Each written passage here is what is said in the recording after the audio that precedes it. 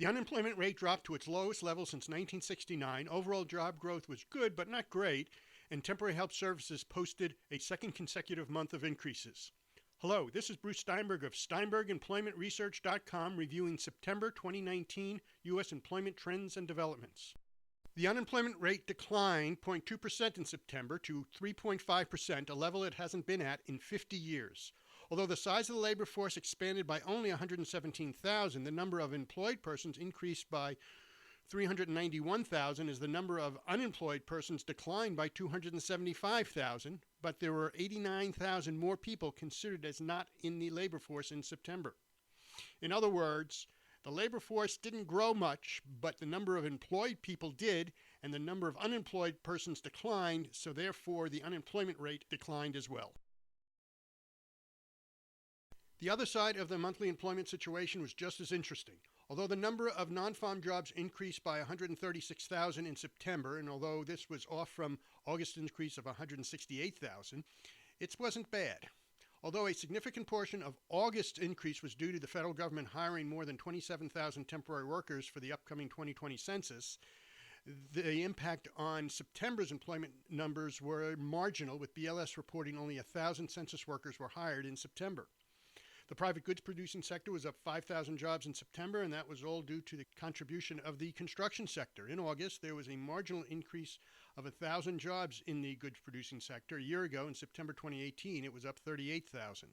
Manufacturing lost 2,000 jobs in September after adding that same amount of 2,000 in August, and that followed an increase of 4,000 in July. A year ago, in September 2018, manufacturing was up 18,000 jobs. It appears that reports of the decline of U.S. manufacturing activity are really starting to show up in the jobs data.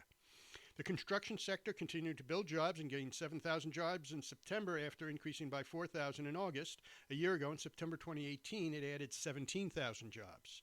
Mining and logging was flat in September after declining by 5,000 in August. A year ago, in September 2018, it was up 3,000 jobs. The private service providing sector increased by 109,000 jobs in September, which was not as good as the 121,000 it added in August, but much better than a year ago in September 2018, when it increased by only 70,000 jobs. The retail trade sector's performance continued to be consistent, with a loss of more than 11,000 jobs in September after eliminating 6,000 in August and a reduction of 2,000 in July. A year ago in September 2018, it contracted by 26,000 jobs.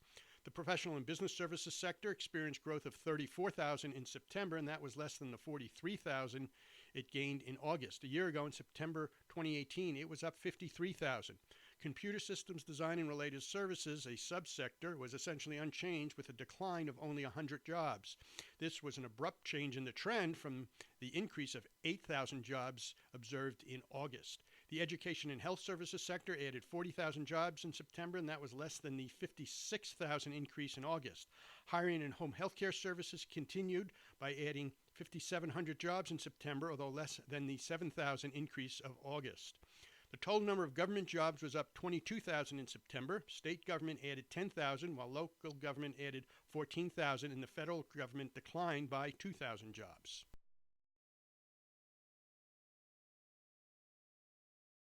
The number of temporary help jobs in September was 3,043,600, and that works out to a 0.3% increase from August and a 0.4% year-over-year increase.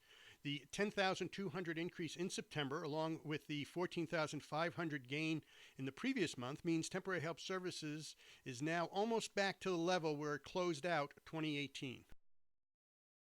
In September 2019, temporary help services market share of all jobs continued to recover to 2.0060% from the previous downtrend, but still below a year ago of September 2018 when it was 2.0262%, and 2 years ago in September 2017 when it was 2.0124%. This month's employment situation has yet to show any outward signs of a recession or runaway inflation. Interestingly, overall private sector hourly wages were down 0.04% or 1 cent, and this is a very curious trend. It may be a result of a shift of overall private sector payrolls to the lower end, lower skill end of the job spectrum. This has been Bruce Steinberg, and this is just a brief sample of the employment data and analysis we provide.